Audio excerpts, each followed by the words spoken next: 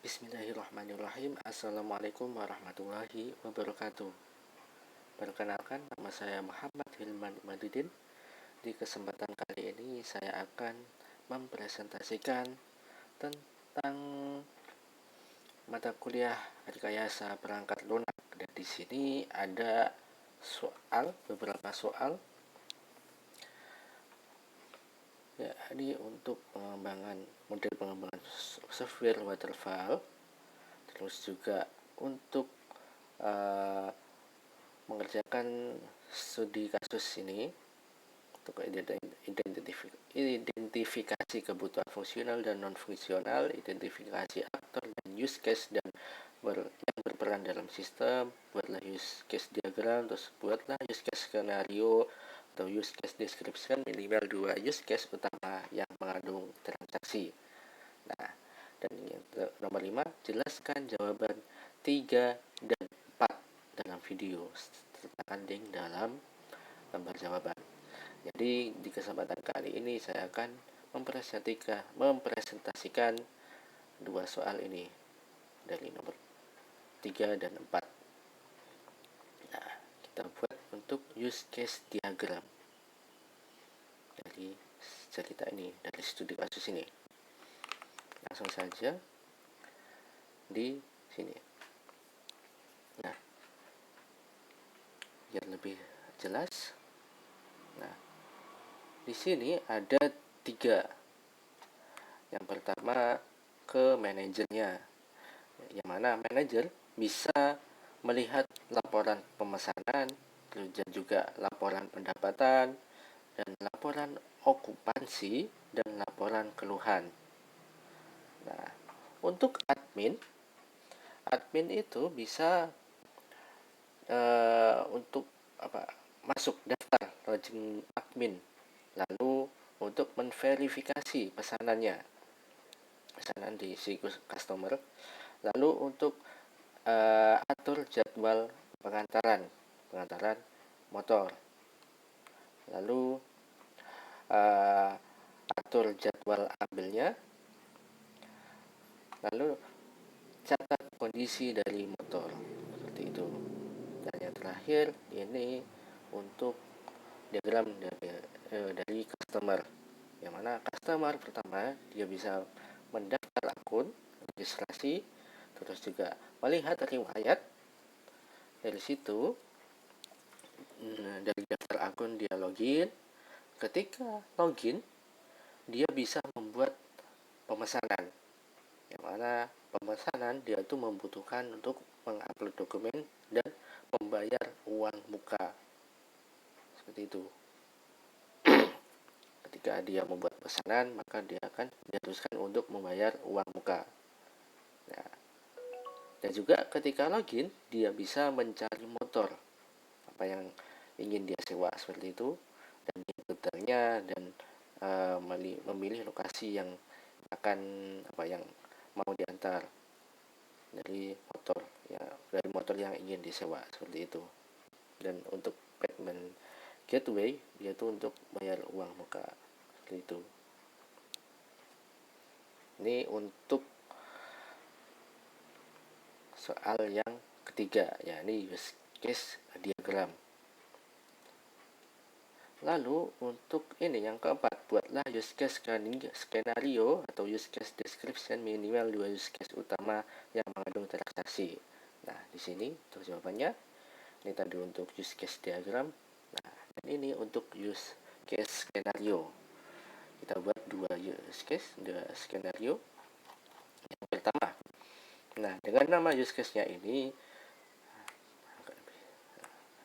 dengan nama use case-nya membuat pemesanan motor, misal dengan kode UC strip 05, dengan aktornya itu pelanggan atau customer. Lalu untuk deskripsinya ini, pelanggan melakukan pemesanan motor secara online melalui aplikasi, termasuk memilih motor, menentukan tanggal dan lokasi, dan mengunggah dokumen identitas dan membayar uang muka. Nah, untuk prakondisinya sebelum kondisi terjadi, nah, pelanggan itu kan sudah mendaftar dan login ke sistem. Lalu pelanggan sudah melakukan pencarian motor dan memilih motor yang diinginkan. Lalu ketika pasca kondisi, nah ini nih, ketika kondisinya pemesanan berhasil dibuat dengan status menunggu verifikasi admin. Nah, jadi admin untuk memverifikasi pemesanan yang dibuat oleh customer. Lalu pelanggan mendapat notifikasi konfirmasi pemesanan setelah verifikasi ini. Nah, dan admin mendapat notifikasi pemesanan baru. Nih, nah, verifikasinya. Nah, untuk alur utama nih, main flow. Pelanggan membuka halaman detail motor yang disewa. Lalu pelanggan mengklik tombol pesan sekarang. Nah, lalu sistem menampilkan form pemesanan dari tanggal mulai, tanggal selesai dan lokasi pengantaran yang diinginkan oleh customer. Lalu pelanggan mengisi form dan mengkonfirmasi pilihan motor mana yang dipilih. Lalu sistem menampilkan ringkasan pesanan beserta total biaya uang muka.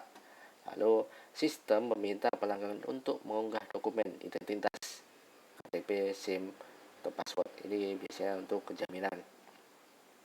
Lalu pelanggan mengunggah foto atau scan dokumen identitas.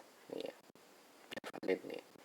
Lalu sistem menvalidasi format dokumen yang diunggah. Lalu sistem mengarahkan pelanggan ke halaman pembayaran uang muka. Nah, setelah itu pelanggan memilih metode pembayaran dan menyelesaikan transaksi. Yang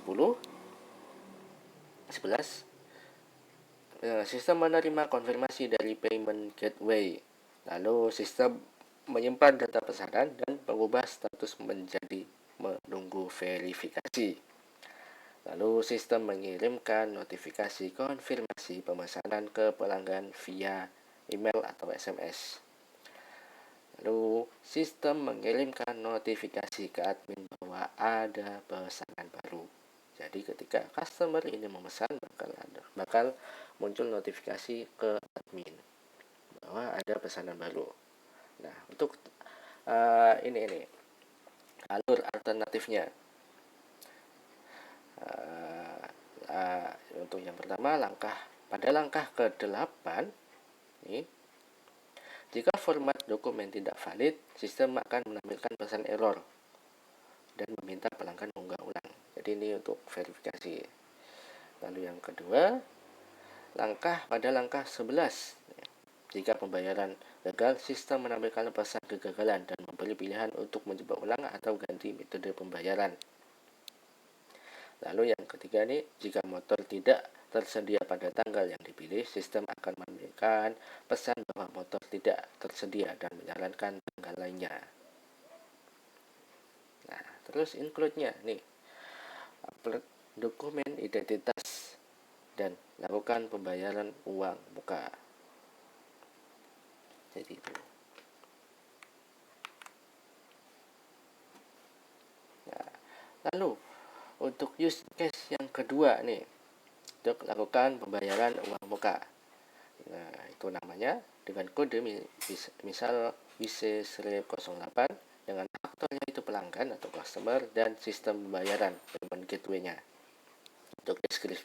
Untuk deskripsinya, pelanggan membayar uang muka sewa motor secara online melalui metode pembayaran yang tersedia, misal dari transfer bank, e-wallet, kartu debit, atau kartu kredit, seperti itu. Pembayaran diproses melalui payment gateway.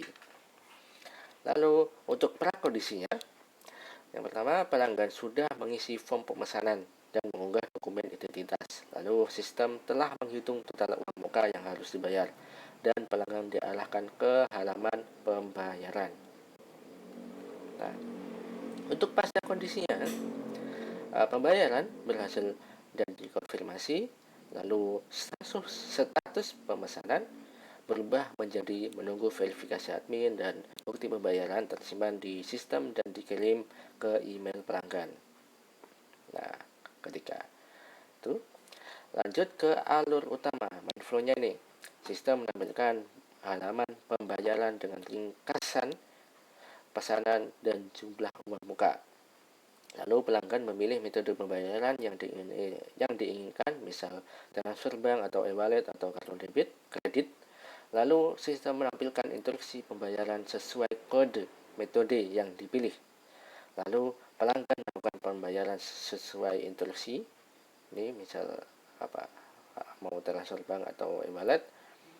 Lalu payment gateway memproses transaksi pembayaran. Lalu payment gateway mengirimkan konfirmasi pembayaran ke sistem, dan sistem memverifikasi konfirmasi dari payment gateway. Lalu sistem mengupdate status pembayaran menjadi berhasil. Lalu sistem menyimpan bukti transaksi pada daftar pembayaran. Lalu sistem mengirimkan notifikasi dan bukti pembayaran ke pelanggan atau customer. Lalu sistem secara otomatis melanjutkan ke proses selesai pemesanan. Nah, untuk jalur alternatifnya, yang pertama pada langkah ke-6, jika payment gateway mengembalikan status gagal, sistem menampilkan pesan kegagalan pembayaran. Lalu yang kedua, pelanggan diberi pilihan coba ulang dengan metode yang sama atau ganti metode pembayaran atau batalkan pesanan. Lalu yang ketiga, jika pelanggan tidak menyelesaikan pembayaran dalam batas waktu, misal 30 menit untuk transfer bank, sistem otomatis membatalkan pesanan dan motor kembali tersedia. Nah, untuk STNK-nya, proses transaksi pembayaran online oleh sistem pembayaran atau payment gateway. Oke. Mungkin itu dua skenario dari use case-nya. Yang pertama ini buat pemesanan motor, dan yang kedua lakukan pembayaran uang muka seperti itu. Ya, mungkin cukup sekian dari saya. Kurang lebihnya saya minta maaf. Dan saya akhiri. Wassalamualaikum warahmatullahi wabarakatuh.